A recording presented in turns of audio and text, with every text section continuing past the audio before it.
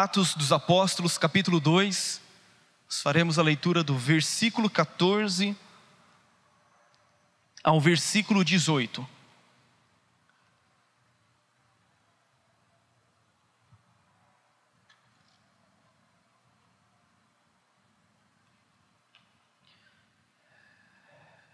Diz assim: Então se levantou Pedro com os 11, e erguendo a voz advertiu-os nestes termos: Varões judeus e todos os habitantes de Jerusalém, tomai conhecimento disto e atentai nas minhas palavras. Estes homens não estão embriagados como vindes pensando, sendo esta a 3ª hora do dia. Mas o que ocorre é o que foi dito por intermédio do profeta Joel. E acontecerá nos últimos dias, diz o Senhor, que derramarei do meu espírito sobre toda a carne. Vossos filhos e vossas filhas profetizarão. Os vossos jovens terão visões e sonharão os vossos velhos. Até sobre os meus servos e sobre as minhas servas derramarei do meu espírito e profetizarão. Até aí. Queridos, nós compartilhamos nos primeiros 2 domingos do mês, com exceção do domingo passado, que nós não estivemos, falamos a respeito deste capítulo 2 de Atos dos Apóstolos. No primeiro domingo eu ministrei sobre a experiência do Pentecostes, sobre a necessidade que nós nos dias de hoje temos da plenitude do Espírito Santo na nossa vida. Como necessitamos, a semelhança daqueles 120 discípulos que estavam reunidos naquele cenáculo, como nós precisamos da presença do Espírito Santo, da plenitude do Espírito Santo nas nossas vidas, nos dias que nós estamos vivendo. Ministramos falando a respeito dessa necessidade, porque nos falta fervor espiritual, nos falta paixão pelas coisas celestiais, e menos paixão, menos amor pelas coisas terrenas, pelas coisas daqui desta terra. No domingo seguinte, nós falamos sobre as marcas de uma igreja cheia do Espírito Santo. Se no primeiro domingo nós falamos sobre a necessidade de termos esta experiência de uma forma individual, todos nós precisamos de uma forma individual ter essa experiência com o Espírito Santo, porque a Bíblia diz que pousou uma sobre cada um deles, as línguas como de fogo. Todos ficaram cheios do Espírito Santo, todos sem exceção foram cheios do Espírito Santo naquele dia. Pedro se levanta, passa a pregar uma mensagem tendo como centro a pessoa de Cristo Jesus. Algo extraordinário acontece naquele dia, uma salvação de aproximadamente 3.000 pessoas, um acréscimo de 3.000 pessoas aconteceu naquele dia. E aí no domingo seguinte então, nós ministramos sobre as marcas de uma igreja cheia do Espírito Santo. A igreja que perseverava na doutrina dos apóstolos, uma igreja que perseverava na oração, que perseverava na comunhão, no partir do pão, uma igreja que tinha temor e que também experimentava sinais, prodígios e maravilhas que eram realizados por intermédio dos apóstolos. E por fim ministramos dizendo que enquanto a igreja vivia nessa perseverança, vivia intensamente essas verdades, a Bíblia diz que o Senhor, dia após dia, ia acrescentando aqueles que iam sendo salvos. E isso através do quê? Através da pregação do Evangelho, através da boca daqueles primeiros discípulos que estavam cheios do Espírito Santo e tinham a ousadia e intrepidez de anunciar o Evangelho para aqueles que estavam à sua volta. Hoje, o que eu quero ministrar ao seu coração continua tendo essa mesma temática, a mesma necessidade de sermos cheios do Espírito Santo.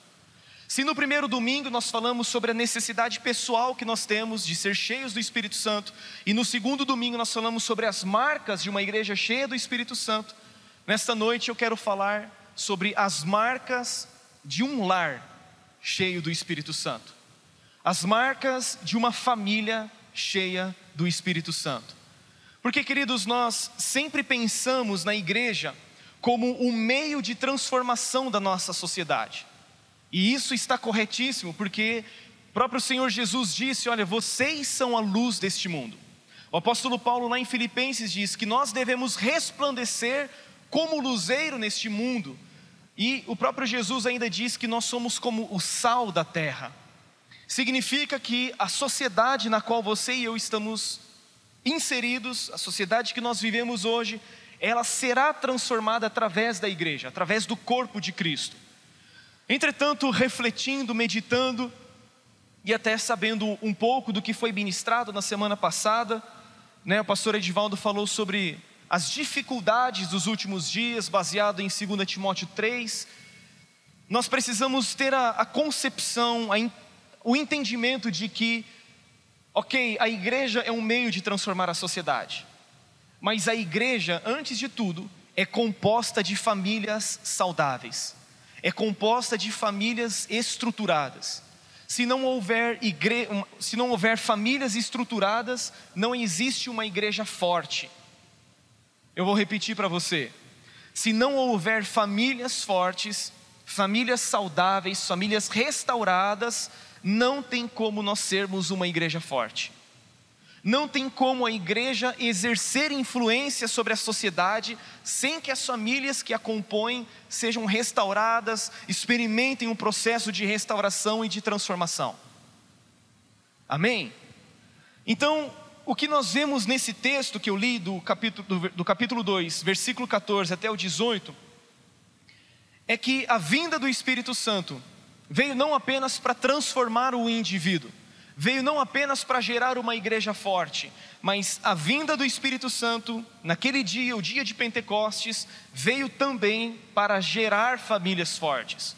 Nós vemos no versículo de número 17, a Bíblia dizendo o seguinte: e acontecerá nos últimos dias, diz o Senhor, que derramarei do meu Espírito sobre toda a carne. Derramarei do meu Espírito sobre toda a carne. Significa que a vinda do Espírito Santo veio para quebrar as barreiras raciais. No sentido de que, quando nós olhamos o Antigo Testamento, o Espírito Santo se apoderava de juízes, de sacerdotes, de reis, de profetas. Ou seja, apenas algumas pessoas recebiam a visitação do Espírito Santo, e aquelas pessoas então eram impelidas a profetizar e a exercer uma função que era dada pelo próprio Deus. O texto está dizendo que, a partir de agora, ou desde o dia de Pentecostes, o Espírito Santo é derramado não apenas sobre alguns, o Espírito Santo é derramado sobre toda a carne. E quando o apóstolo Pedro está falando da profecia de Joel que está se cumprindo naquele dia, em que o Espírito Santo estava sendo derramado sobre toda a carne, obviamente ele estava dizendo que o Espírito Santo estava sendo derramado sobre todo aquele que crê que Jesus é o Cristo, o Filho de Deus. Isso significa que cada um de nós podemos ter a plenitude do Espírito Santo. Significa que cada um de nós pode experimentar dessa plenitude. Isso não está mais restrito apenas a juízes, sacerdotes, reis ou profetas. O Espírito Santo agora é derramado sobre toda a carne, e isso inclui a você e a mim também. Amém? Mas a vinda do Espírito Santo veio também para quebrar aquela barreira sexual. Por quê? Porque a vinda do Espírito Santo traz de volta a dignidade também das mulheres e das crianças. O texto está dizendo: vossos filhos e vossas filhas profetizarão. Se existe uma marca central no cristianismo, é que o cristianismo devolve à mulher a sua dignidade, devolve à mulher o seu valor verdadeiro. O texto está dizendo: vossos filhos e vossas filhas, até sobre meus servos e as minhas servas derramarei do meu Espírito naquele dia. Isso significa que, a partir do dia de Pentecostes, Deus faz com que a mulher esteja numa posição igual ao do homem. Não que antes Deus não estivesse se importando com a mulher, mas a sociedade menosprezava a mulher. Mas desde os dias do Pentecostes, Deus está derramando o seu Espírito também sobre as mulheres. As mulheres passaram a ter vez e voz na vida da igreja, na sociedade e também na vida das famílias. Então nós vemos o que? A quebra dessa barreira sexual. Mas vemos ainda a quebra da barreira da faixa etária. Por quê? Porque o texto do versículo 17 está dizendo que os jovens terão visões e os velhos sonharão sonhos. Significa que aquele conflito de gerações, ele também estava sendo quebrado. Aquela barreira de gerações também estava sendo quebrada. Por quê? Porque Deus está dizendo: os jovens terão visões e os velhos sonharão sonhos. Significa que o jovem, com a presença do Espírito Santo, ele pode ser alguém sábio. Cadê os jovens dizendo amém aqui? Os jovens terão visões, significa que os jovens podem ter sabedoria. Sabedoria não é velhice, gente. Eu já falei isso algumas vezes. Sabedoria não é um atributo dado somente a quem é velho. Às vezes você vê alguém, né, cabelos brancos, fala: meu Deus, que sabedoria. Quando a pessoa abre a boca, você vê que é um sepulcro caiado. Abre e só sai besteira dos seus lábios. Mas a Bíblia está dizendo que os jovens terão visões e os velhos sonharão sonhos. Significa que os jovens podem ter sabedoria e os velhos podem continuar sonhando. Significa que há uma união de gerações entre jovens e velhos. Os jovens expressando a sua sabedoria, expressando a sua visão a respeito da obra de Deus, sendo mentoreados pelos mais idosos, por aqueles que já têm a sua experiência. Essa é as barreiras que o Espírito Santo veio quebrar e derrubar diante da sociedade. A vinda do Espírito Santo quebrou muitas barreiras na sociedade. E talvez a barreira mais importante que o Espírito Santo veio derrubar é que ele, até aquela época, principalmente na nação de Israel, a vida espiritual do povo estava centralizada no templo. As pessoas saíam das suas casas e elas se dirigiam ao templo. Tanto que o templo era motivo de orgulho, era motivo de soberba para a nação de Israel. Eles tinham o templo como símbolo da vida espiritual. E o próprio Jesus havia dito: olha, virão dias em que esse templo vai ser derrubado e não ficará pedra sobre pedras a respeito do templo. Deus fez o quê? Deus fez com que a vida espiritual do povo não tivesse mais como centro o templo, mas a vida espiritual das pessoas tivesse como centro o quê? Os lares, as casas, as famílias. Não que o reunir-se no templo não seja importante, porque a Bíblia diz no versículo 46 desse mesmo capítulo, que diariamente as pessoas perseveravam unânimes no templo e também de casa em casa. Entretanto, nós vemos o que? O Espírito Santo vindo e estabelecendo a família como centro. A família não apenas como alvo da evangelização, mas também sendo o principal instrumento de evangelização do Império Romano. Nós vamos ver por todo o livro de Atos dos Apóstolos, as casas sendo cheias de pessoas que cultuavam a Deus. As pessoas se reuniam nas casas para quê? Para poderem dividir a palavra de Deus. O culto, a vida espiritual, a vida religiosa deixou de ter como centro o templo e passou a ter como centro as casas, mostrando que Deus deseja se revelar nas famílias, mostrando que Deus deseja que a nossa vida não esteja simplesmente voltada no templo. E você percebe que com o passar do tempo, com o passar dos anos, isso vai se perdendo. As pessoas têm sempre a tendência de dizer que o templo é um lugar sagrado, que domingo é um dia sagrado. Entretanto, quando nós olhamos a palavra de Deus, Deus vai nos mostrar o quê? Que o lar é sagrado, que a vida familiar é sagrada, que nós devemos viver uma vida de comunhão com Deus, de temor a Deus, não apenas no templo, mas principalmente no nosso dia a dia. A vida de culto não é apenas no domingo, a vida de culto não é apenas no templo, a vida de culto a Deus, de temor a Deus é demonstrado em casa. E esse texto está nos mostrando essa transformação que o Espírito Santo deseja trazer sobre as famílias. Os vossos filhos e vossas filhas profetizarão, os jovens terão visões, os velhos sonharão sonhos, e até sobre meus servos e as minhas servas derramarei do meu espírito e profetizarão. Isso nos mostra essa transformação das famílias. E nós precisamos, queridos, de lares que tenham as marcas do Espírito Santo, lares cheios do Espírito Santo. Eu gosto de uma passagem do Antigo Testamento que com certeza expressa isso de uma forma muito intensa. A Bíblia nos fala a respeito da Arca da Aliança. A arca da aliança representava, simbolizava a presença de Deus. As pessoas cultuavam, as pessoas adoravam a Deus diante da arca. Quando a arca chegava, a presença de Deus chegava junto.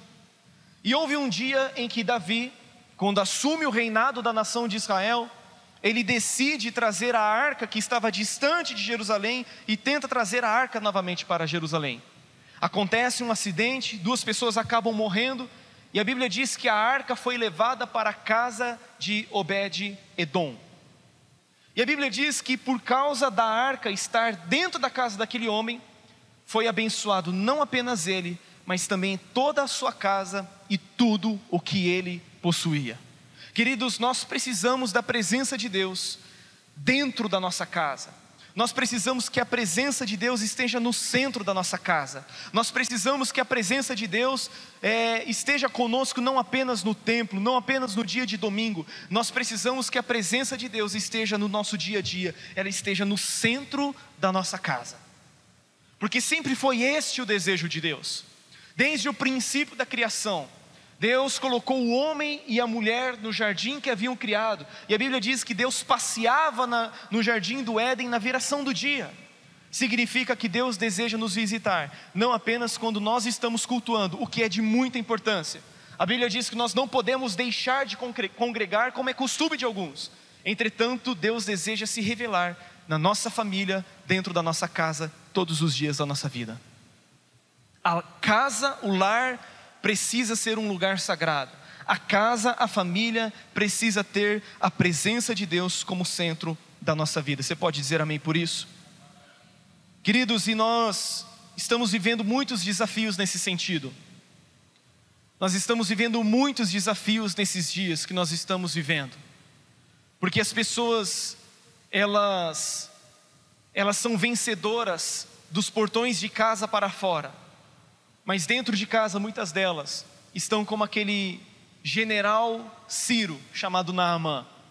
A Bíblia diz que ele era um guerreiro, ele era um chefe de um exército, ele era um vencedor, ele conquistava muitas coisas, ele era um triunfante.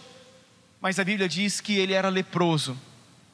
Ou seja, dos portões para fora, ele era alguém vencedor, ele era alguém importante para o Império Sírio. Mas dentro de casa, todos conheciam a sua intimidade. Todos conheciam a sua doença, todos conheciam a sua lepra. E o que o Espírito Santo deseja fazer nesses dias é não apenas que nós tenhamos experiências profundas com Ele. O que o Espírito Santo deseja fazer nesses dias não é apenas gerar uma igreja forte, mas o que o Espírito Santo deseja fazer nesses dias é encher cada membro de cada família. Ele deseja trazer reestruturação e restauração nos lares. E uma coisa que o Espírito Santo faz, eu vejo que o Espírito Santo tem um árduo e intenso trabalho na nossa vida. Na nossa vida, sem exceção, gente. A Bíblia diz que o Espírito Santo é aquele que convence o mundo do pecado, da justiça e do juízo. Significa que o Espírito Santo tem como primeira tarefa, tem como primeiro desafio, desconstruir certos conceitos da nossa vida. Se o Espírito Santo vem para convencer-nos do pecado, da justiça e do juízo, significa que a forma como nós estamos vivendo está equivocada, está errada, e Ele precisa desconstruir certas coisas na nossa vida. Mas a segunda tarefa que o Espírito Santo tem é de construir o novo de Deus na nossa vida. Se por um lado Ele remove o velho, por outro lado Ele estabelece o novo. Porque a Bíblia diz que Ele nos ensinará todas as coisas. Ele é o Espírito da verdade e Ele nos guia em toda a verdade. Então na sua vida, na minha vida, o Espírito Santo muitas vezes tem esse trabalho de desconstruir o velho, de derrubar o velho e de estabelecer o novo na nossa vida. Por quê, queridos? Porque o vinho novo não pode ser colocado em odres velhos. O vinho novo só pode ser colocado em uma estrutura nova. Porque se o vinho novo for colocado em odre velho, esse vinho novo vai experimentar aquele processo de fermentação, e o odre, que era uma bolsa de couro feita de peles de animais, essa bolsa iria se romper, e se perderiam tanto o vinho novo como também o odre velho. Mas Jesus disse que o odre, ele precisa ser novo para quê? Para poder receber o vinho novo da parte de Deus. Então, se nós queremos experimentar o novo, nós precisamos ser uma pessoa nova. Nós precisamos experimentar uma renovação constante e contínua da nossa vida. Tanto que a Bíblia diz que nós somos transformados à medida que nós renovamos o quê? O nosso entendimento, à medida que nós temos a nossa mente renovada. Se nós não tivermos a nossa mente renovada, nós não vamos conseguir experimentar um avivamento da parte de Deus dentro da nossa casa. Queridos, deixa eu dizer uma coisa para você: avivamento não é uma coisa que se experimenta apenas na igreja, apenas no culto. Isso é muito bom. São momentos em que Deus trabalha muitas coisas dentro de mim, dentro de você, mas o avivamento que Deus deseja derramar nesses dias é um avivamento dentro das casas, é um avivamento dentro das famílias. Quantos estão entendendo? Por favor, digam amém. Então, o Espírito Santo tem esse desafio de retirar o velho e estabelecer o novo sobre a nossa vida. E eu gostaria que você acompanhasse comigo uma leitura na carta de Paulo aos Efésios, capítulo 5. Carta de Paulo aos Efésios, capítulo 5.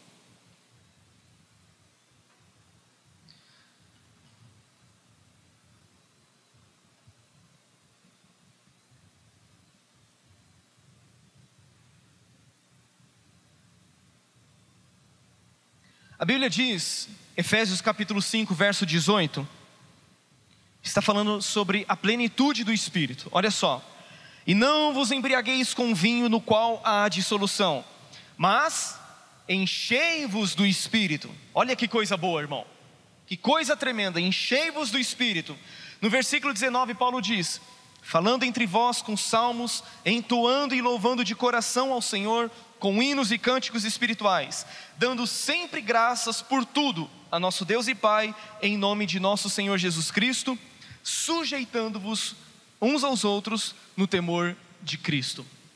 Paulo está falando sobre enchermos-nos do Espírito Santo. Paulo está falando de não nos embriagarmos com um vinho no qual há contenda, mas nós devemos ser cheios do Espírito Santo. E a primeira evidência que Paulo mostra é que o Espírito Santo muda a nossa forma de falar. O versículo 19 vai dizer assim: falando entre vós. Ou seja, o Espírito Santo vai produzir comunhão, vai produzir relacionamentos saudáveis. Mas a segunda coisa que ele produz é uma adoração verdadeira.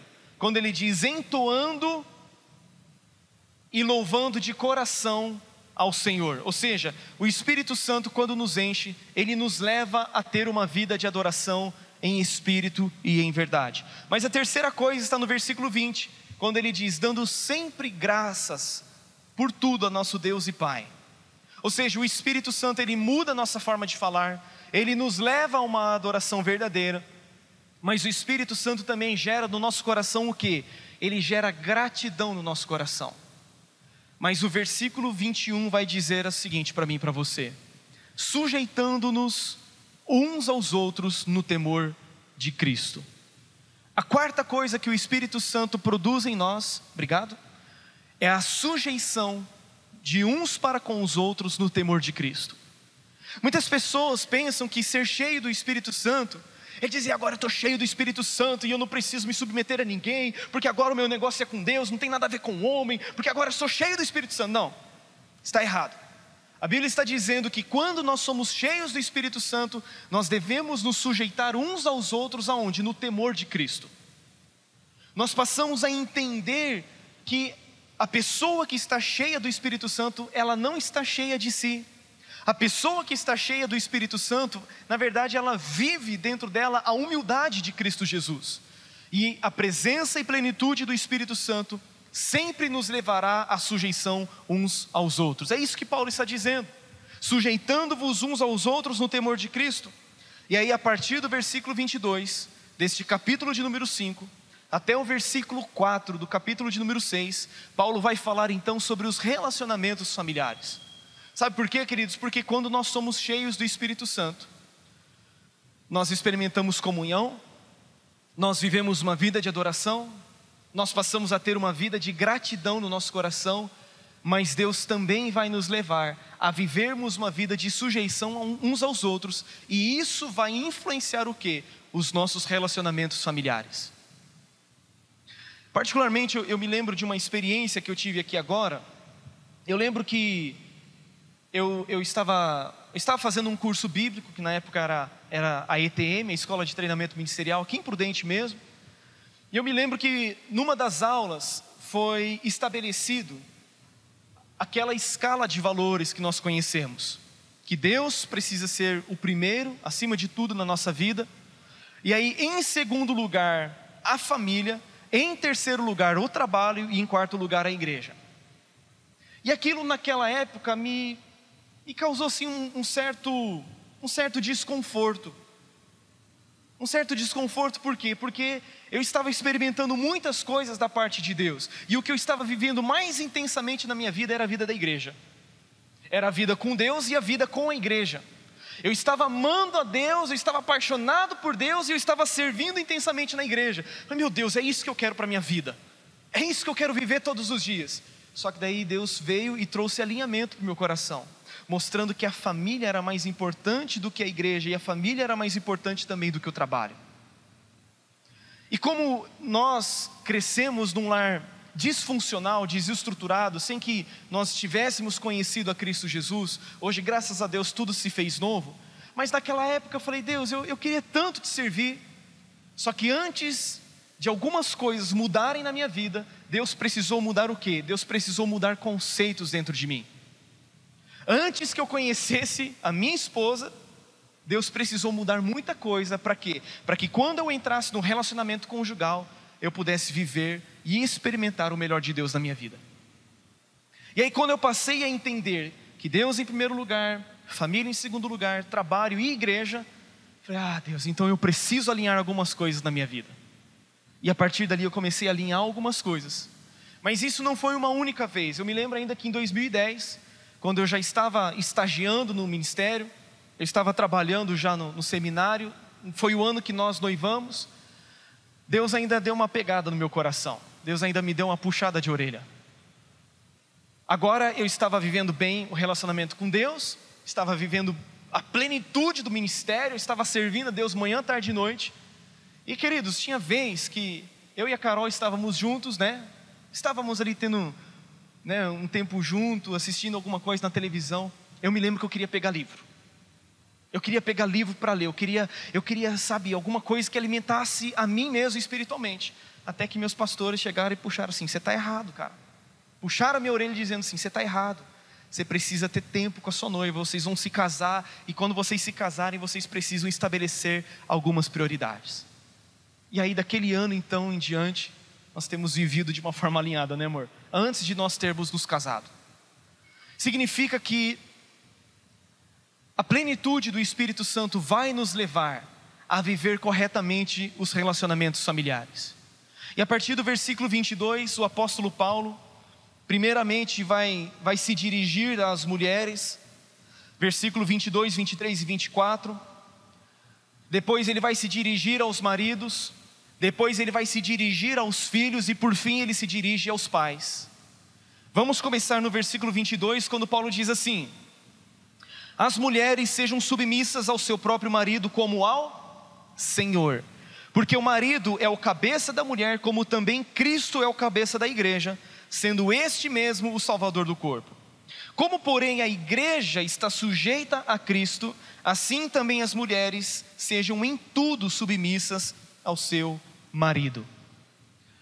Queridos, às vezes nós temos muita dificuldade de entender as verdades bíblicas por causa da experiência que foi vivenciada dentro de casa. E a ordem que o apóstolo Paulo está direcionando às mulheres é que elas sejam submissas a quem? Que elas sejam submissas ao seu próprio marido como ao Senhor. Ou seja, a submissão da mulher, essa submissão é como a Deus, é como ao Senhor.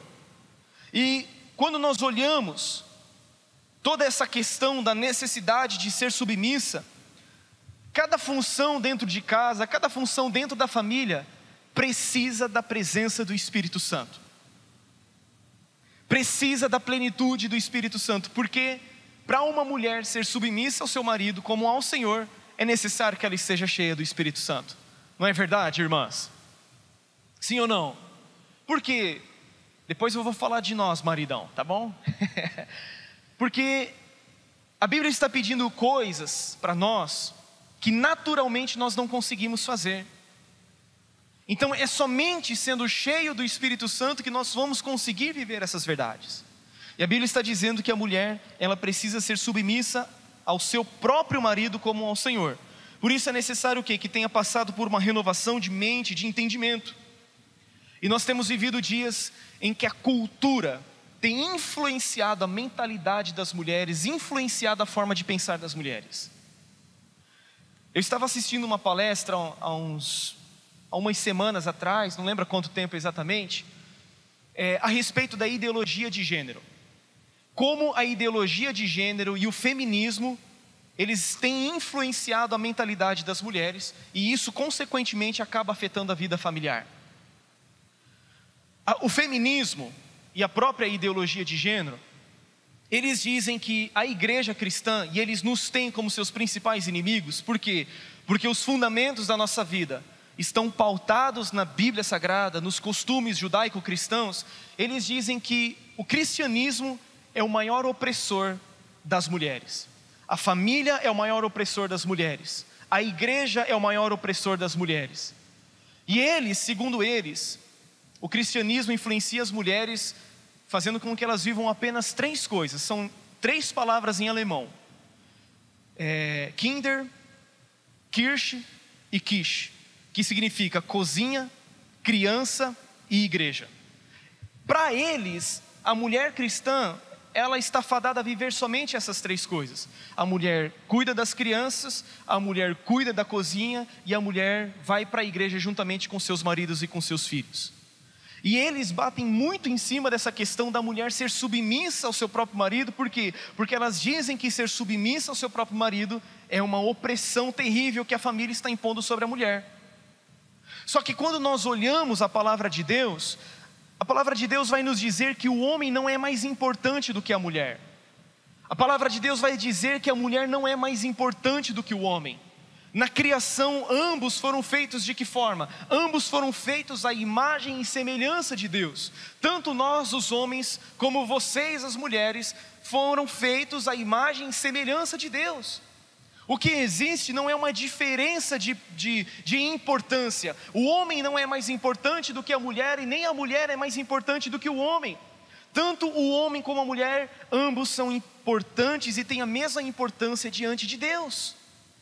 Por quê? Porque quando Deus criou a mulher não dos pés do homem, nem da cabeça do homem, mas Deus criou a mulher da sua costela. Para quê? Para que ela não fosse nem inferior e nem superior ao homem, mas para que a mulher fosse o quê? Uma auxiliadora idônea, que estivesse ao lado do homem e pudesse cooperar com ele na missão que Deus confiou para a família. Vocês estão entendendo? Então, ser submissa, mulheres, não é uma coisa de somenos, não é uma coisa de menor importância. Muito pelo contrário, na verdade, ser submissa ao marido é muito mais fácil do que amar a esposa, assim como Cristo amou a igreja. Por quê? Porque Deus colocou o homem, colocou o varão lá no jardim do Éden para quê? Para guardar e para lavrar o jardim. Ou seja, o homem foi colocado como protetor e como provedor da sua casa. Portanto, estar numa posição de submissão não é uma coisa inferior que Deus conferiu à mulher, mas é estar ao lado do seu marido, debaixo de uma missão que o próprio Deus confiou à casa, que o próprio Deus confiou à família. Eu acho que o grande problema que a sociedade vive, e muitas vezes a igreja acaba vivendo também, são as polarizações, ou seja, os extremos. O machismo é o quê? É quando o homem ou quando a sociedade não dá à mulher o devido valor que ela tem. Eu disse nessa semana na nossa aula do SEV, que tão ridículo quanto o machismo é o feminismo, gente. O Diego já está rindo já, né, Diego? Já sabe o que eu vou falar, né? Sabe por quê? Deixa eu dar uma revelação para você, meu irmão. Porque feminismo é machismo de saia. Feminismo é só isso, machismo de saia. E quando você entende a importância que você tem, mulher, dentro do lar, você não precisa ficar lutando como a sociedade tem, sabe, se esforçado para que você lute. Olha um texto comigo da palavra de Deus, de 1 aos Coríntios capítulo 11, e deixa marcadinho aí em Efésios. 1 Coríntios capítulo 11.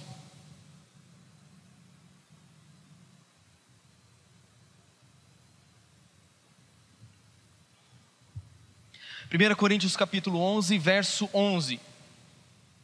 Diz assim, ó: no Senhor, todavia, nem a mulher é independente do homem, nem o homem independente da mulher.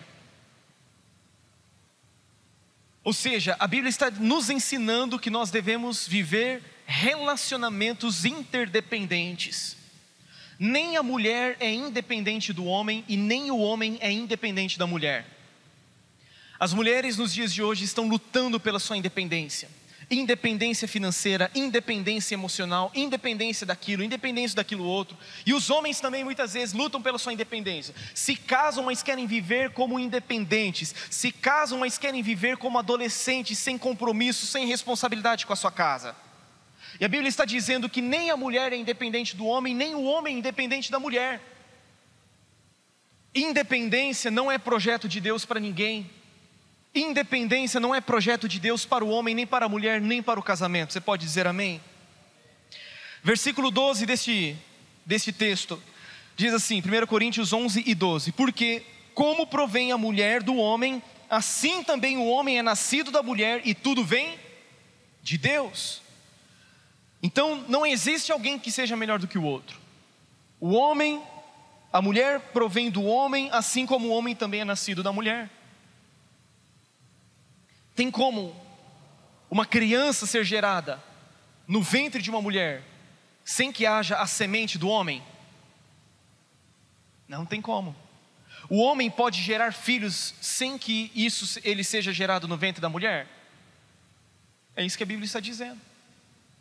Assim como a mulher provém do homem, e também o homem provém da mulher. E a Bíblia diz que tudo vem de Deus. Você pode dizer amém por isso? Agora, quando o apóstolo Paulo, voltando lá para Efésios, quando ele se dirige aos maridos, ele vai nos dizer que, a partir do verso 25, Efésios 5 e 25: maridos, amai vossa mulher, como também Cristo amou a igreja e a si mesmo se entregou por ela. Qual é o nível de amor que o homem deve devotar à sua esposa?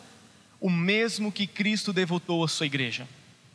A mesma intensidade que Cristo amou a igreja é a intensidade que o marido tem que amar a sua esposa. E é por isso que eu disse que, da mesma forma que a mulher, para ser submissa ao seu marido, ela precisa ser cheia do Espírito Santo, meus amigos, irmãos, para que o homem ame a sua esposa, assim como Cristo amou a igreja, é necessário que nós também, os homens, sejamos cheios do Espírito Santo. Porque, queridos, o padrão não é o padrão da terra, o padrão é o padrão celestial. Paulo está dizendo, assim como Cristo amou a igreja, os homens também devem amar a sua própria esposa. Significa que nós precisamos, como homens, todos os dias, nos derramar aos pés do Senhor. Precisamos buscar a dependência do Espírito Santo, porque o amor que nós devemos devotar às nossas mulheres, ou a nossa mulher, deve ser como Cristo devotou amor à igreja. Este amor, as características deste amor, é um amor incondicional. Por quê? Porque a palavra para amor é a palavra ágape, que no grego significa amor incondicional. É um amor sacrificial. Por quê? Porque a Bíblia diz que Cristo se entregou, deu-se a si mesmo pela sua própria esposa, pela sua igreja. Significa que o nosso amor pela esposa tem que ser o quê? Sacrificial. E o objetivo de Cristo ter se entregado a si mesmo foi o quê? Foi para que a santificasse por meio da lavagem de água. Significa que o amor pela nossa esposa precisa ser um amor santo, precisa ser um amor puro, precisa ser um amor, sabe, destituído de toda torpeza, de toda impureza, de toda sujeira que este mundo muitas vezes tenta impregnar em nós. Maridos, amem suas esposas, assim como Cristo amou a igreja, para poder santificá-la. Significa que você precisa tratar a sua esposa como alguém santa, como alguém pura, que não é um simples objeto para satisfazer os seus caprichos e fantasias sexuais. Ela é a sua esposa, ela é a imagem de Deus, e ela precisa ser tratada como alguém santificada no Senhor. Quem está entendendo, levante a mão, por favor. Então a Bíblia vai nos dizer que este amor é um amor altruísta, um amor abnegado, um amor perseverante. E para isso nós precisamos do derramamento do Espírito Santo na nossa vida. Porque sem a dependência, sem a plenitude do Espírito Santo, nós vamos agir como homens carnais. Sem a plenitude do Espírito Santo, nós vamos agir como os homens dessa sociedade, que tratam a esposa com aspereza, que tratam a esposa com amargura, sabe, que tem sempre a tendência de ser estúpido, de ser grosso. Por que você acha que a Bíblia diz, maridos, não tratem a esposa com aspereza? Por quê? Maridos, não trate a esposa com amargura, porque nós temos a facilidade de tratar a esposa com aspereza. Se a Bíblia está dizendo, mulheres, sejam submissas ao seu próprio marido como ao Senhor, é porque a mulher tem dificuldades de ser submissa ao seu marido como ao Senhor. Se a Bíblia está dizendo que o marido não pode tratar a esposa com aspereza, é porque o marido tem facilidade de ser grosso. Amém, irmãos? Vocês estão aí ou só tem um mortal aqui na terra? Quantas vezes, meus irmãos, quantas vezes eu tenho que me jogar aos pés do Senhor, dizer, Senhor, tenha misericórdia de mim, tenha misericórdia de mim, porque eu não tratei a minha esposa como o Senhor gostaria que ela fosse tratada. E aí a gente precisa novamente ir aos pés do Senhor e pedir graça e misericórdia dEle, porque é somente assim que nós podemos viver o que Cristo nos ensinou. Amém?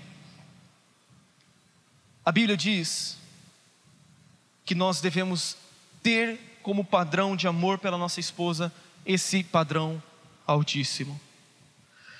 E a Bíblia diz que no versículo 28 de Efésios 5, assim também os maridos devem amar a sua mulher como ao próprio corpo. Olha o investimento, quem ama a esposa a si mesmo se ama.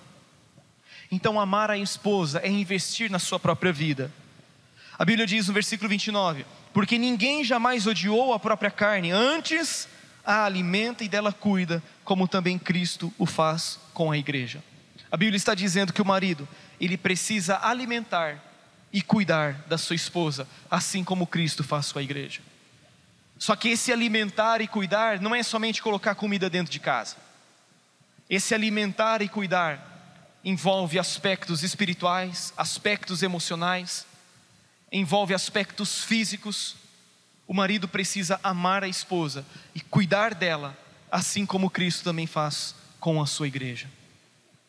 Outro dia eu compartilhei no grupo dos homens, falando sobre o cuidado que nós precisamos ter com as redes sociais. Eu coloquei no grupo dos homens, mas hoje eu estou delatando todo mundo aqui, né? Não que tenha acontecido algo nesse sentido, né? Mas nós precisamos ter cuidado, até mesmo com quem nós, ou a quem nós seguimos nas redes sociais. Porque, sabe, queridos, eu particularmente, pastor Vinícius Nazaré, eu não consigo entender alguém que se diz crente, alguém que se diz cristão, ainda mais eu como pastor, o peso é ainda maior, que diz que ama a esposa, e lá no Instagram segue, sabe, aquelas piriguetezinhas das redes sociais, que segue artistas famosos. Cara, não tem cabimento isso.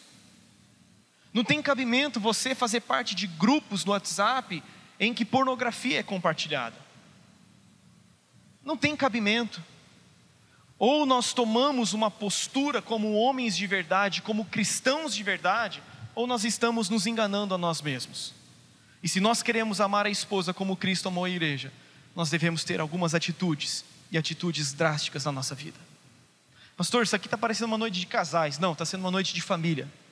Aqui tem jovens, vocês, futuramente vão pensar aí no casamento, outros também. Já precisa saber qual é o padrão verdadeiro, como é a postura certa. E aqueles que não estão casados precisam ensinar os outros em como viver. O quê? Você quer falar? Mas agora? Vem cá, amor. Vem.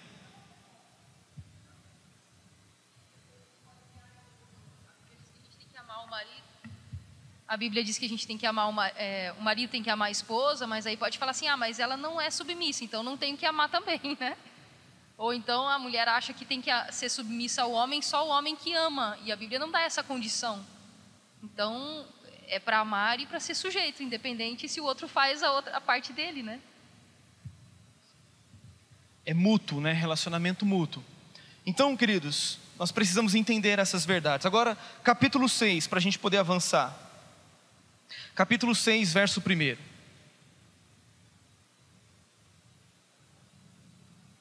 Se alguém aqui não tem marido, não tem esposa, eu acredito que você pelo menos filho é, né? A Bíblia diz assim, capítulo 6, verso 1. Filhos, obedecei a vossos pais no Senhor, pois isto é justo.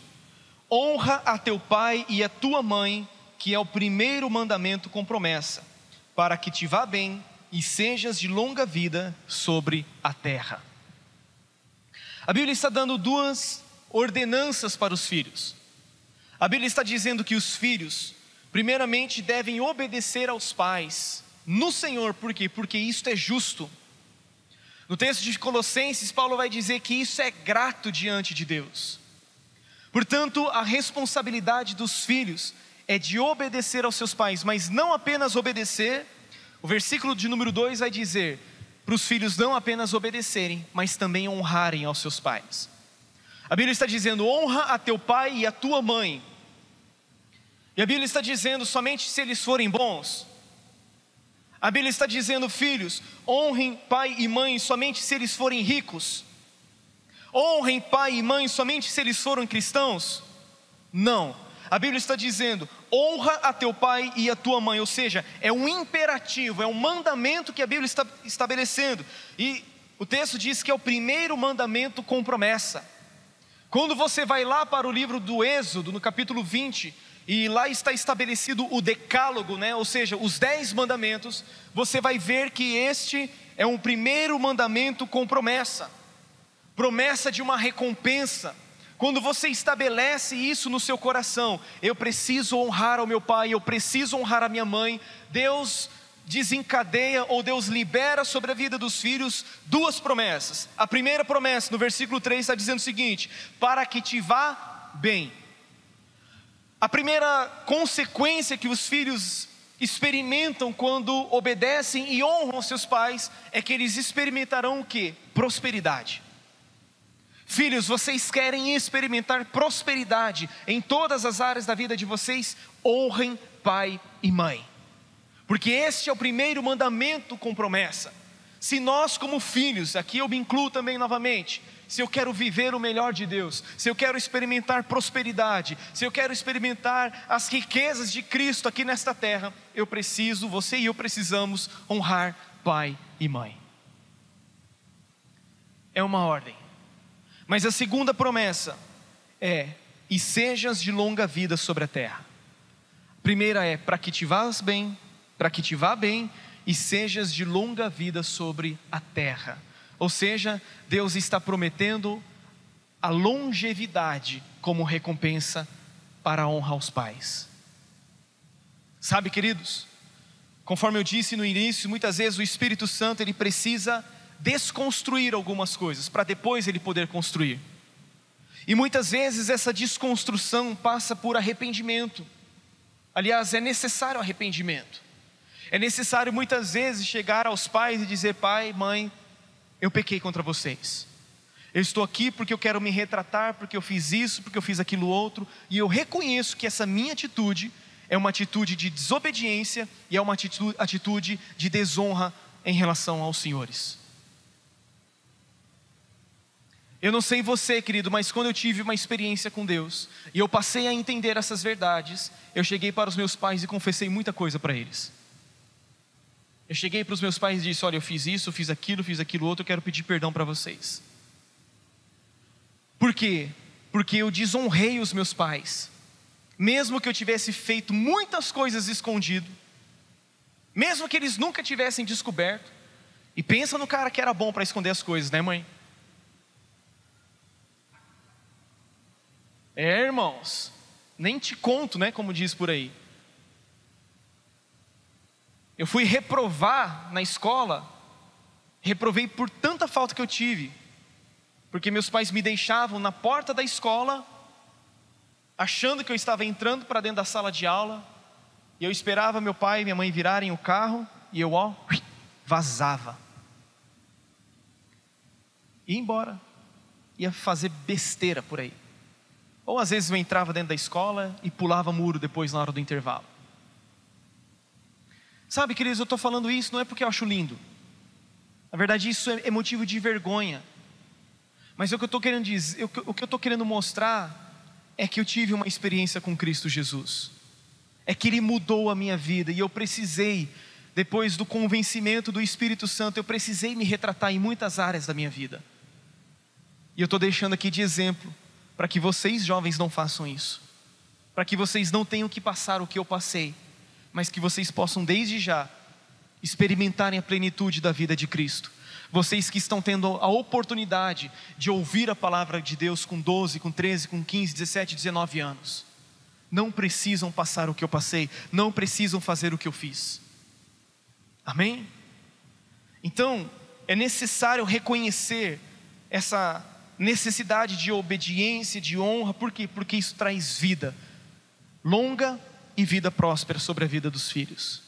Agora, quando o apóstolo Paulo vai se dirigir aos pais, em quarto e último lugar, ele vai dizer o seguinte: e vós pais não provoqueis vossos filhos a ira, mas criai-os na disciplina e na admoestação do Senhor. Agora, a ordem de Paulo não é apenas para os filhos, a ordem de Paulo é para os pais. E Paulo está dizendo: pais, não provoquem os filhos de vocês a ira, não gerem desânimo no coração dos filhos de vocês, não tenham atitudes que façam com que os filhos de vocês se revoltem. Em Colossenses 3:21, Paulo vai dizer: pais, não irriteis os vossos filhos para que não fiquem desanimados. A nossa honra aos pais é incondicional, independente da atitude que os nossos pais tiveram.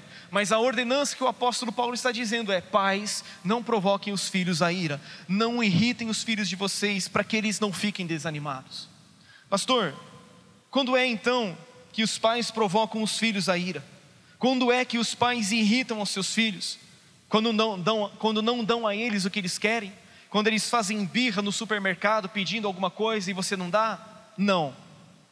Os pais provocam os filhos a ira quando agem com autoritarismo, como o excesso de autoridade, e isso acaba gerando desânimo no coração deles. Os pais provocam os filhos a ira quando não há consistência e coerência, ou seja, quando aquilo que os pais falam não é exatamente aquilo que os pais vivem. Os pais dizem: olha, faça o que eu falo, mas não faça o que eu faço. Quando não há coerência, quando não há consistência. Os pais provocam os filhos a ira quando não há diálogo, quando não há comunicação. Os pais provocam os filhos a ira quando não há tempo para os filhos. Queridos, nós vivemos hoje numa sociedade pós-moderna. E principalmente nós que estamos aqui no mundo ocidental, nós vivemos um grande conflito, e é o conflito de gerações, conforme eu disse no início da nossa mensagem. Por quê? Porque os pais não têm tempo para os filhos. Os pais correm atrás de dinheiro, correm para poder produzir riquezas, para poder produzir tantas coisas para os filhos, e os filhos acabam ficando órfãos de pais vivos. E quando os pais não dedicam tempo para os filhos, isso acaba gerando tristeza, acaba gerando desânimo, acaba provocando os filhos a ira. Os pais provocam os filhos a ira quando comparam um filho com outro, e quando há preferência por um em detrimento de outro. Aqui o que eu estou querendo dizer para você é: pai, não compare os seus filhos. Não compare um filho com o outro. Não diga que um é melhor nisso e que o outro é pior naquilo outro. Os pais precisam olhar os filhos como indivíduos, como pessoas diferentes, mas que têm a mesma importância dentro de casa, dentro do lar. E isso evita que os filhos se desanimem. Os pais provocam os filhos a ira quando os pais são permissivos, ou seja, quando falta valores. Os pais provocam os filhos a ira quando há excesso de proteção. Os pais provocam os filhos a ira quando os pais estão em guerra dentro de casa e quando há agressão verbal ou física. Eu já ministrei uma palavra só sobre isso. Eu acredito que no Dia dos Pais do ano de 2017. Então, se você der uma procurada, vai ter essa mensagem no YouTube. E eu sempre digo, eu acho que eu peguei essa frase de alguém, mas eu não me lembro agora de quem. A melhor coisa que o pai pode fazer pelos seus filhos é amar a mãe deles. Deu para entender? A melhor coisa que um pai pode fazer pelos seus filhos é amar a mãe dos seus filhos. Se existe uma coisa que gera trauma, que gera tristeza no coração dos filhos, é quando o pai não trata bem a mãe deles. E a melhor coisa, o melhor investimento que o seu pai pode fazer pelos filhos é amar a sua esposa e respeitá-la, assim como Cristo amou a igreja. Eu acho tão tremendo, queridos, eu já pude presenciar algumas vezes esse tipo de testemunho que eu vou falar, quando o filho chega para o pai e diz, ou chega para a mãe e diz assim: mãe, quando eu me casar eu quero ter uma esposa assim como a senhora é para o papai. Ou quando uma filha chega para o pai e diz assim: papai, eu quero ter um marido para mim, assim como o senhor é para a mamãe. E eu quero fazer uma pergunta para os pais: os filhos de vocês podem dizer isso de vocês?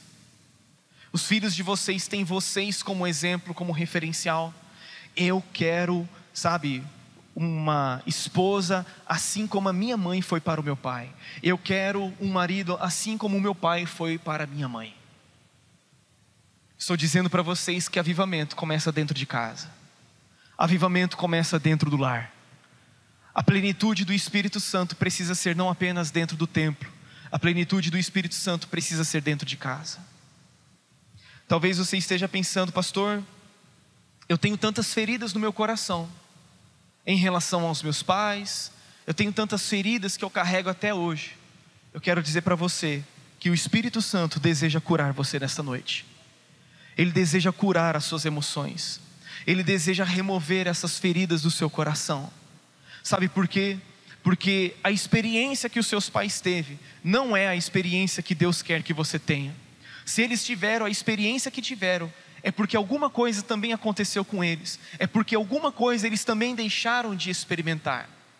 Mas a Bíblia diz que Deus, Ele é pai de órfãos e Ele é juiz de viúvas. Que Deus tem o poder de nos curar. Que Deus tem o poder de arrancar aquelas raízes de amargura do nosso coração. De tal modo que as experiências que nós tivemos dentro de casa não sejam elas as experiências que nós vamos viver. É por isso que eu disse que primeiramente o Espírito Santo, ele arranca, ele derruba, ele arruína, ele desconstrói para quê? Para depois ele poder então plantar e para depois então ele poder edificar algo dentro de você. Meu irmão, eu quero dizer para você que você não recebeu o espírito de escravidão para viver outra vez atemorizado, mas você recebeu o espírito de adoção de filhos, baseado no qual você pode clamar: Abba, Pai. Você não está só, você não é órfão, você tem um pai que cuida de você, que se importa com você, e ele deseja que você viva o melhor da vida familiar, não com base, na sua experiência terrena, mas com base naquilo que os céus estabelecem para você, não com base na sua experiência, na sua cultura. Minha irmã, não é porque você viu sua mãe tacar o tamanco no seu pai que você tem que fazer isso também. Você pode ser gentil, você pode ser dócil, você pode ser uma mulher submissa, você pode ser ser uma mulher que carrega virtudes dentro de você, a despeito da experiência que a sua mãe teve com o seu pai. Meu irmão, não é porque o seu pai virava a mesa, bêbado dentro de casa, que você tem que fazer o mesmo. Você pode ser um homem gentil, você pode ser um homem cordial, você pode ser um homem semelhante a Cristo Jesus. Eu estou aqui para te dizer agora, e eu falo profeticamente, que você não precisa reproduzir a mesma experiência que você teve dentro da sua casa. Nós podemos reproduzir o modelo celestial, nós podemos viver o exemplo de Cristo e a igreja. Meu irmão, a Bíblia diz que se nós que somos maus sabemos dar boas dádivas aos nossos filhos, muito mais o Pai Celestial dará boas coisas àqueles que lhe pedem. Deus tem prazer em que o homem viva em família, e Ele faz com que o solitário habite em família. Ele tem o poder de restaurar, Ele tem o poder de fazer de você um odre novo. Você não precisa viver fadado ao fracasso, você não está debaixo de maldição. Quando Deus chamou Abraão, Ele disse: olha Abraão, em ti e na tua descendência serão abençoadas todas as famílias da terra. Abraão, através de você eu vou fazer com que as famílias sejam abençoadas. E quando nós temos uma experiência com Cristo Jesus, nós passamos a fazer parte da família de Deus, nós passamos a ser abençoados juntamente com o crente Abraão.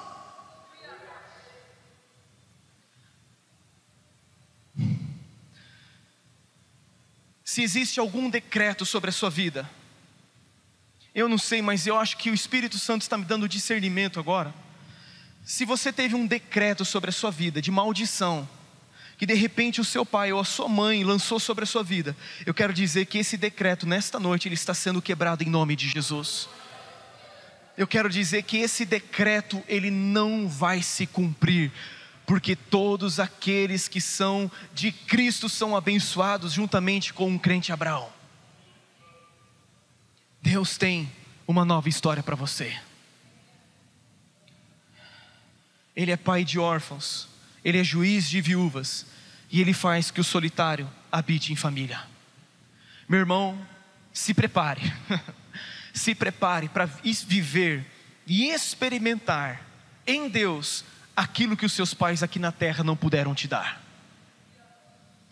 Se preparem para viver e dar a outros aquilo que vocês não receberam. Se você se frustrou com a sua família, se você viveu um lar disfuncional, você vai receber diretamente da fonte, você vai receber diretamente do Pai Celestial. Ele ama você, Ele ama a sua casa, Ele ama a sua família, e Ele tem um propósito para você. Vamos nos colocar em pé, por gentileza.